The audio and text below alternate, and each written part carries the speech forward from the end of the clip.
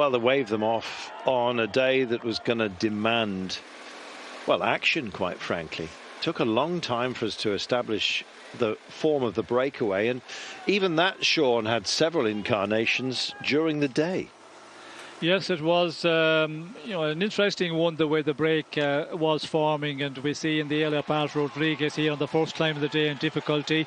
But yeah, it wasn't really working together, the breakaway, too big. A lot of riders wanted to get carried along for later into the stage, and then of course we see the attack of this man here, Marc Soler, and the man from Albertine, Stannard, who was going for the mountain classification points. That was his objective in the earlier part of the stage. But Soler again, striking out so early, I think far too early in the day that was in it.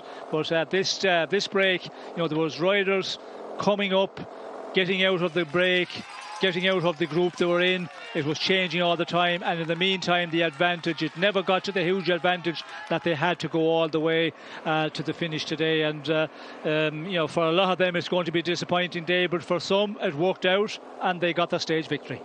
When Richard Carapaz detonated that group, because he could see that there was strong riders still around him, he decided to push on. He was re-tagged, of course, and then the red jersey group, well, it invigorated itself on the climbs, and all of a sudden the gaps were starting to look more tenuous, Sean. Yes, well, you could see there that the reason was Carapaz wanted to move first of all for the mountain classification points, but also he pushed on and he was being made aware of what's happening behind, so they needed to keep the advantage as much as possible, and that was the reason that they went at that point in the stage. Meintjes pushing on, hoping for a top 10 place. In the end it was to be 11th in the race, but came so very close. And he was very much part of proceedings. Van Wilder meant that suddenly Evenepoel was isolated without teammates. There were others around him in the same situation. Others more fortunate, Astana and Movistar, still with numerous riders to help out. But meanwhile, Carapaz was helping himself to get more mountains points. In the company of Sergio Higuita of Bora Hansgrohe, the Colombian champion, and Louis Meintjes. But in the end, with the gap starting to narrow between the pursuers and him, Carapaz just kept on pushing on. The intermediate sprint announced at the final climb of the day, and he was just, well, in dominant mood, I think it's fair to say. With 6.6 kilometers from home, they reached the plateau, and it was from that moment on that Carapaz just had to open the taps and try and bring it home. He did so. Timo Arensman was on his case and was trying to close the gap. As Carapaz celebrated, Arensman had to keep the drive going. He wanted to move up some places, knowing that Carlos Rodriguez was going to be struggling out there, and he sprinted all the way to the line, even threw it to the line. And that gained him a place in the end. We didn't know that until we started to back time for Carlos Rodriguez. He knew that he may well have already given up one place, but in the end it was two. And this is how the race will end.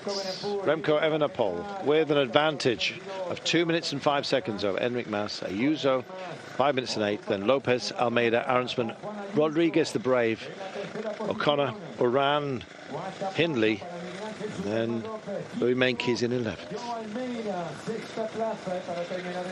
Let's hear from the Vuelta champion in waiting, who will be crowned in Madrid. Remco, do you have the feeling of mission accomplished?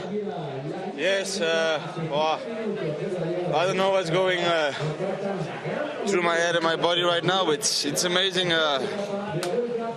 All the critics I got, all the bad comments since for last year. I think I finally delivered, and I answered to everybody with my pedals, and I mean, I've been working so hard to come here in the best shape as possible, and to now win this Vuelta is just yeah, it's amazing. It's actually my first Grand Tour starting healthy, so I'm really happy to be the first guy to win a Grand Tour for Patrick as a CEO, and again for Belgium, just for my country and for my teammates, you know, and for my parents, for my fiancée, you know. I've been away from home so many hours, so many days, so many weeks, so many months, and now yeah, it's just all thanks to them as well. And I was really stressed this morning. Maybe I didn't show it, but I was really stressed. I didn't sleep too much yesterday night because, yeah, you just know what's coming to you, and it was a super tough stage. But yeah, I'm just super happy that I won La Vuelta. Tell us, tactically, how did you achieve this today?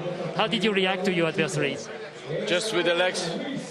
I didn't even think about winning a stage. I just wanted to win the general classification, and I only had to follow and control and believe in my power. And in the end, the race was super hard, but we did very well. So I just cannot say anything more, actually. You said this morning that this was the most important day of your life.